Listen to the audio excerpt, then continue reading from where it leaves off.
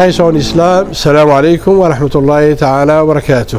Dans la continuité de notre dernière rencontre au Assis, si je puis, on a parlé des mérites vaguement des 10 premiers jours de Dhul Hijjah. Dans les 10 jours de Dhul Hijjah, on a ce qu'on appelle l'Udhiyah.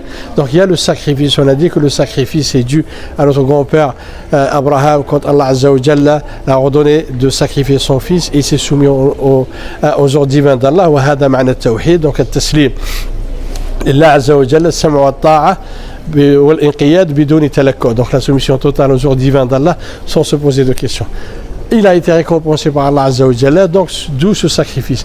Le sacrifice, surtout pour nous, les musulmans qui sont ici en France, certes, des fois c'est un petit peu compliqué, il faut bien évidemment respecter la loi, ça je ne dis pas le contraire, mais moi je t'invite à célébrer cette sunna, parce qu'on a souvent on se déresponsabilise. Je me dis, tiens, allez, je prends la somme équivalente au mouton et je l'envoie au bled ou je la donne à un pauvre.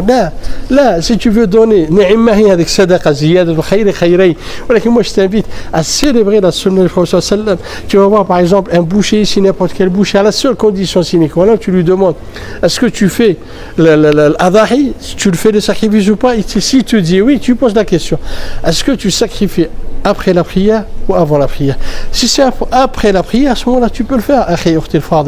Tu peux le faire, tu notes ton nom, tu le payes, et en fin de journée ou le lendemain même, tu peux, à savoir qu'on a 3 jours. On a le 10e, le 11e, le 12e, on peut toujours sacrifier la bête. Et tu récupères la bête. Et là, tu as fait vivre la sunna du bien-aimé Muhammad sallallahu alayhi wa sallam. Et ce qui te reste, si tu veux donner par la suite la viande, tu la donnes au pauvre.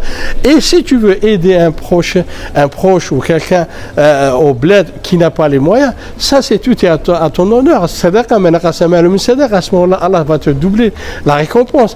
Mais ne sois pas flemmard et tu dis non, je vais juste donner l'argent, non, moi je ne mange pas la viande. Même si tu ne manges pas, il y en a qui mangent. Mais moi je fait vivre cette sunna du Prophète sallam.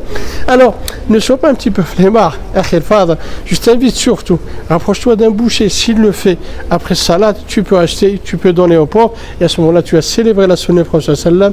Ensuite, je t'invite à faire la prière de l'Aïd aussi, sunna du Prophète sallam, tazur al-marda, tu rends visite aux malades, et surtout, garde les liens de parenté, surtout, garde les liens de parenté. Sur ce, je te dis que Allah nous guide.